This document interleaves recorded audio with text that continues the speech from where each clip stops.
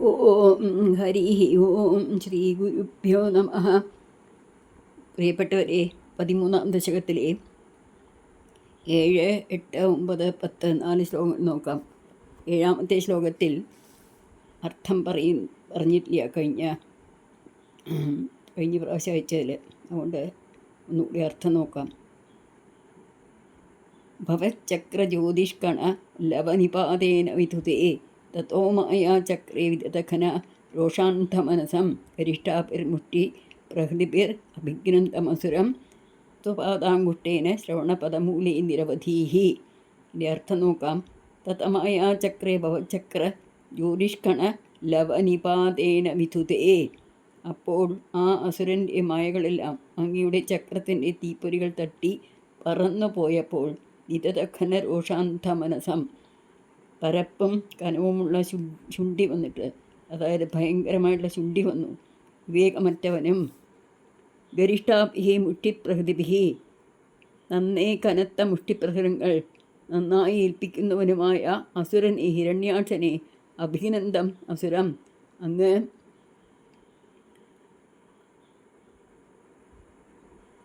സ്വപാദാങ്കുഷ്ടേന ശ്രവണപദമൂലേ നിരവധിഹി, തൻ്റെ കാലിൻ്റെ പെരുവിരൽ കൊണ്ട് കർണക്കുറ്റിക്ക് നന്നായൊരു വീക്കി.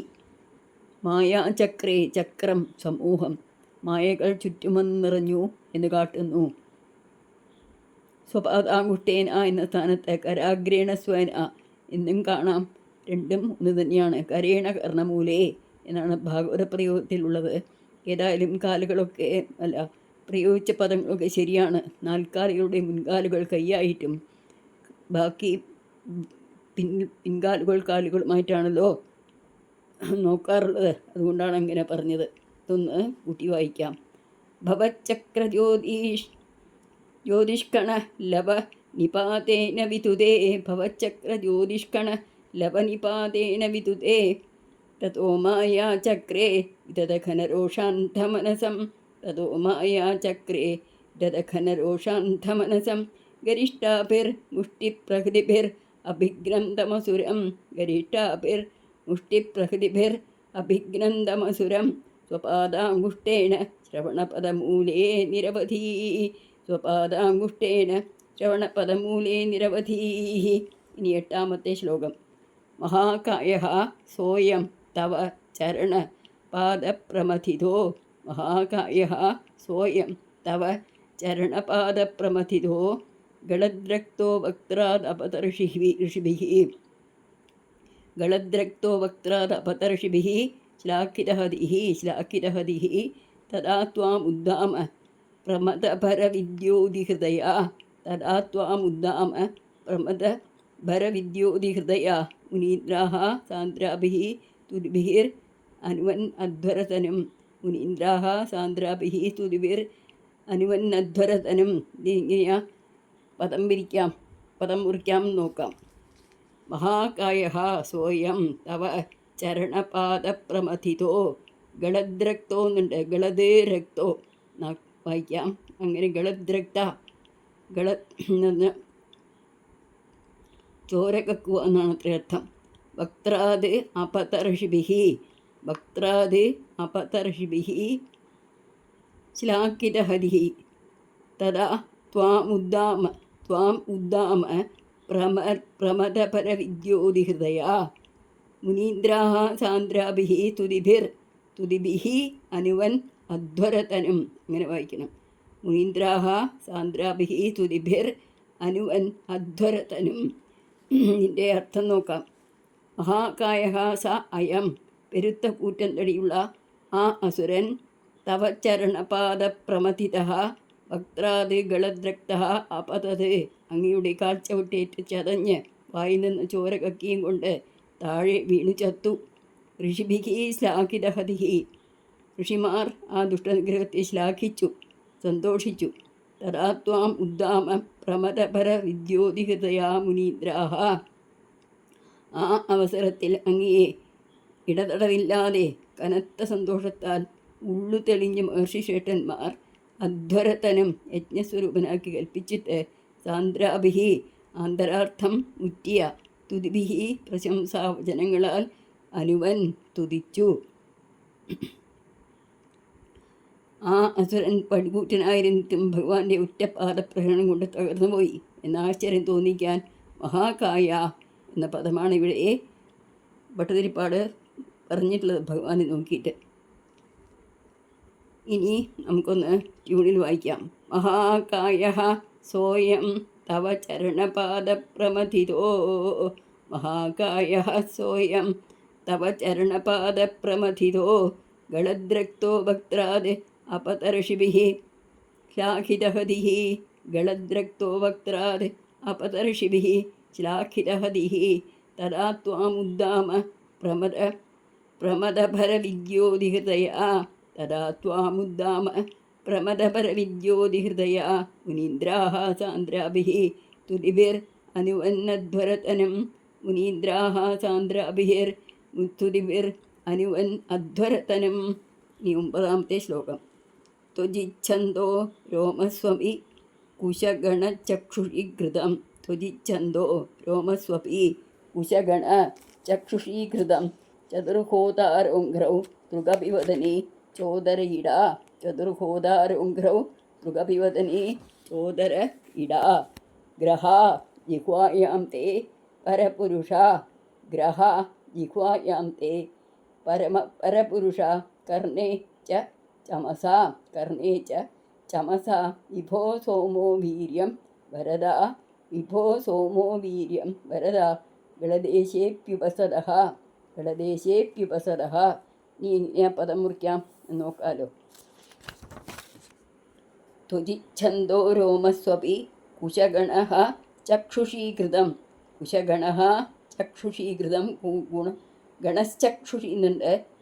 ഗണഃ ചക്ഷുഷീകൃതം ചതുർഹോതാരോഘ്രൗ ചതുർഹോതാരോഘ്രൗ അങ്ങനെ തന്നെ പറയണം. തൃഗവിവദനേ ചോദരയിട ചതുർഹോതാരോഘ്രൗ തൃഗവിവദനേ ചോദര ഇട.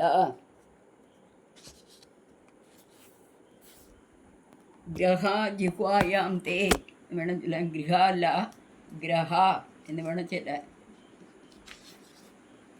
ഗ്രഹ ജിഹ്വായാം തേ പരപുരുഷ കർണേ ച ചമസ. ഗൃഹ അല്ല കേട്ടോ, ഗ്രഹ ഗ്രഹം പറയും നവഗ്രഹം ആ ഗ്രഹമാണ്. ഗ്രഹ ജിഹ്വായാം തേ പരപുരുഷ കർണേ ച ചമസ വിഭോ സോമോ വീര്യം വരദ ഗളദേശേപി ഉപസദഃ വിഭോ സോമോ വീര്യം വരദ ഗളദേശേപി ഉപസദഃ. അങ്ങനെ വായിച്ചാൽ എളുപ്പത്തിൽ വായിക്കാൻ പറ്റും. ഇനി ഇതിൻ്റെ സാരം നോക്കാം. ഹേ പരപുരുഷ തേ ത്വജീച്ഛന്തഃ അല്ലയോ പുരുഷോത്തമ, അങ്ങയുടെ ത്വക്കിൻ്റെ സ്ഥാനത്ത് ഗായത്രി മുതലായ ഛന്ദസ്സുകളും രോമസു കുശഗണഃ അപി രോമങ്ങളുടെ സ്ഥാനത്ത് വേണ്ടുപോലും ദർഭപ്പുല്ലും ചക്ഷുഷീഘൃതം കണ്ണുകളുടെ സ്ഥാനത്ത് ആജ്യം നെയ്യ് ഘൃതം പറഞ്ഞ നെയ്യ് അങ്ക്രൗ ചതുർഹോതാരഃ കാലുകളുടെ സ്ഥാനത്ത് 4 ഹോതാക്കളും അതാണ് ഹോതാരോഘ്രൗ എന്ന് വായിച്ചിട്ട് നമ്മൾ അങ്ക്രൗ ഹോതാരഹ അങ്ക്രൗ പറഞ്ഞ കാലുകളുടെ 4 ഹോതാക്കൾ. വദനേ സുക്ക് അപി വായുടെ സ്ഥാനത്ത് സുഖവും ഉദരേ ഇടാച്ച ഉദരത്തിൻ്റെ സ്ഥാനത്ത് ഇട എന്ന പുരോടാശപാത്രവും ജിഹ്വായാം ഗ്രഹാഹ ജിഹ്വ പറഞ്ഞ നാവിൻ്റെ സ്ഥലത്ത് സോമരസപാത്രങ്ങളും കർണേ ചമസാച്ച ചെവികളുടെ സ്ഥാനത്ത് ചമസങ്ങളും ആകുന്നു. ഗ്രഹ ജിഹ്വായാം ഇങ്ങനെ പറയുമ്പോൾ ജിഹ്വായാം ഗ്രഹാഹ നാവിൻ്റെ സ്ഥാനത്ത് സോമരസപാത്രങ്ങളും. ഹേ വിഭോ തേ വീര്യം സോമഹ അല്ലയോ സർവവ്യാപൻ അവിടുത്തെ രേതസ് സോമരസമാകുന്നു. ഹേ വരദ തേ ഗളദേശേ ഉപസദഃ അപി അല്ലയോ വരദാതാവേ അങ്ങയുടെ കണ്ഠപ്രദേശത്തിങ്കൽ വസത്തുക്കൾ നിന്ന് ഇഷ്ടിവിശേഷങ്ങളും ഭവിക്കുന്നു. യജ്ഞസ്വരൂപനായ വരാഹമൂർത്തിയുടെ അതത് അവയവങ്ങളെ അതത് യജ്ഞോപകരണങ്ങളായി കൽപ്പിച്ച മഹർഷിമാർ സ്തുതിച്ചു. അദ്ധര്യു ഉദ്ഗാതാവ് ഹോതാവ് ബ്രഹ്മൻ എന്നിവരാണ് 4 ഹോതാക്കൾ. ആദ്യവും മറ്റും കോരി ഹോമിക്കാനുള്ള ഉപകരണമാണ് സ്രുവം. പുരോടാശമെന്നാൽ ഹവിസ്, എന്ന ഹോമദ്രവ്യം ഹുതശേഷം എടുത്തു വയ്ക്കുന്ന പാത്രമാണ് ചമസം. ഇനി ഇതിനെ നമ്മൾ ഒന്ന് ട്യൂണിൽ വായിച്ചു നോക്കാം. ത്വജിച്ഛന്തോ രോമസ്വപി കുശഗണചക്ഷുഷി ഘൃതം. ത്വജിച്ഛന്തോ രോമസ്വപി കുശഗണഃ ചക്ഷുഷീഘൃതം. ചതുർഹോതാരോഘ്രൗ മൃഗവിവദനേ ചോദരയിടാ. ചതുർഹോതാരോഘ്രൗ മൃഗവിവദനേ ചോദരയിടാ. ഗ്രഹാ ജിഹ്വായാം തേ പരപുരുഷ കർണേ ച ചമസാ. ഗ്രഹാ ജിഹ്വായാം തേ പരപുരുഷ കർണേ ച ചമസാ. വിഭോ സോമോ വീര്യം വരദ ഗളദേശേപി ഉപസരഃ. വിഭോ സോമോ വീര്യം വരദ ഗളദേശേപി ഉപസരഃ. ഇനി 10ാമത്തെ ശ്ലോകം. മുനീന്ദ്രൈർ ഇത്യാദിസ്തവനമുഖരൈർ മോദിതമന. മുനീന്ദ്രൈരിത്യാദി സ്തവനമുഖരൈർ മോദിതമന. മഹീയസ്യാ മൂർത്യാ വിമലതരകീർത്യാ ച വിലസൻ. മഹീയസ്യാ മൂർത്യാ വിമലതരകീർത്യാ ച വിലസൻ. സ്വതിഷ്ണ്യം സംപ്രാപ്തഃ സുഖരസവിഹാരി മധുരിപോ. സ്വതിഷ്ണ്യം സംപ്രാപ്തഃ സുഖരസവിഹാരി മധുരിപോ. നിരുന്ധ്യ രോഗം മേ സകലമപി പാതാലയപദേ. നിരുന്ധ്യ രോഗം മേ സകലമപി പാതാലയപദേ. ഇതിൻ്റെ അർത്ഥം നോക്കാം. ഇത്യാദിസ്തവനമുഖരൈർ മുനീന്ദ്രൈ മോദിതമനാഹ. ഇപ്രകാരമെല്ലാം സ്തുതിവചനങ്ങൾ മുഴക്കുന്ന മഹർഷിശ്രേഷ്ഠന്മാരാൽ ആഹ്ലാദിപ്പിക്കപ്പെട്ട മനസ്സോടുകൂടിയവനും മഹീയസ്യാമൂർത്തിയ വിമലതരകീർത്തിയ ച വിലസൻ. വളരെ വലുതായ ശരീരത്തോടും അതിവിശുദ്ധമായ യശസ്സോടും കൂടി വിളങ്ങിക്കൊണ്ടിരിക്കുന്നവനും സ്വതിഷ്ണ്യം സംപ്രാപ്ത സുഖരസവികാരി സ്വസ്ഥാനമായ വൈകുണ്ഠത്തെ പ്രാപിച്ച് പരമാനന്ദത്തോട് വിഹരിക്കുന്നവനുമായ മധുരിപോ വാതാലയപദേ. സാക്ഷാൽ മധുസൂദനൻ തന്നെയായ ഗുരുവായൂരപ്പ. മധുരിപോ മധു എന്ന അസുരനെ കൊന്നവനെ. അതുകൊണ്ട് മധുസൂദനൻ എന്നാണ് ഭഗവാന്റെ പേര്. മേ സകലം അഭിരോഗം നിരുന്ധ്യ. എൻ്റെ സമസ്ത രോഗങ്ങളെയും അവിടുന്ന് നിരോധിക്കണമേ, ഇല്ലാതാക്കി തരയണമേ എന്ന് പ്രാർത്ഥിക്കുകയാണ്. തുജിച്ഛന്ത എന്ന സ്തുതിവചനങ്ങൾ കേവലം സാരസംഗ്രഹമാണ്. മഹീയസ്യ അങ്കുഷ്ടമാത്ര ബഭു കുംഭീസദൃശ ശൈലമാത്ര എന്നീ വിപുലഭാവത്തെ സ്മരിക്കാനാണ് ഈ പദങ്ങളൊക്കെ ഭട്ടതിരിപ്പാട് ഉപയോഗിച്ചിട്ടുള്ളത് എന്നുകൂടി നമുക്ക് മനസ്സിലാക്കണമെന്ന് പറയുകയാണ്. സർവം ശ്രീകൃഷ്ണാർപ്പണമസ്തു. സർവത്ര ഗോവിന്ദനാമ സങ്കീർത്തനം. ഗോവിന്ദ ഗോവിന്ദ. ഇനി ഇതൊന്ന് നമുക്ക് വായിക്കാം. മുനീന്ദ്രൈരിത്യാദി തപനമുഖരൈർ മോദിതമന. ഇതെങ്ങനെയാ പദം മുറിക്കാൻ നോക്കിയില്ലല്ലോ. മുനീന്ദ്രൈഹി ഇത്യാദി, അതാണ് മുനീന്ദ്രൈരിത്യാദി ഒറ്റ വാക്കിൽ പറയുന്നത്. പിന്നെയും സ്തവനമുഖരൈർ മോദിതമനാഹ. സ്തവനം പറഞ്ഞ സ്തുതിവചനങ്ങൾ. സ്തവനമുഖരൈർ മോദിതമന. മുഖരൈർ മോദിതമന. മഹീയസ്യാ മൂർത്തിയ വിമലതരകീർത്തിയ ച വിലസൻ. സ്വധിഷ്ണ്യം സംപ്രാപ്തഃ സുഖരസവിഹാരി മധുരിപോ. നിരുന്ധ്യാരോഗം മേ സകലം അപി വാതാലയപദേ. സകലമപി വാതാലയപദേ. അധികം വാക്കൊന്നും മുറിക്കാൻ അതിൽ. ഒന്ന് ട്യൂണിൽ വായിക്കാം. മുനീന്ദ്രൈരിത്യാദി തവനമുഖരൈർ മോദിതമന. മുനീന്ദ്രൈരിത്യാദി തവനമുഖരൈർ മോദിതമന. മഹീയസ്യാ മൂർത്യാ വിമലതരകീർത്യാ ച വിലസൻ. മഹീയസ്യാ മൂർത്യാ വിമലതരകീർത്യാ ച വിലസൻ. സ്വധിഷ്ണ്യം സംപ്രാപ്തഃ സുഖരസവിഹാരി മധുരിപോ. സ്വധിഷ്ണ്യം സംപ്രാപ്തഃ സുഖരസവിഹാരി മധുരിപോ. നിരുന്ധ്യാരോഗം മേ സകലമപി വാതാലയപതേ. നിരുന്ധ്യാ രോഗം മേ സകലമപി വാതാലയപതേ. ശ്രീ ഗുരുവായൂരപ്പ ശരണം. സർവം ശ്രീകൃഷ്ണാർപ്പണമസ്തു. ഹരി ഓം. സർവത്ര ഗോവിന്ദനാമ സങ്കീർത്തനം. ഗോവിന്ദ ഗോവിന്ദ.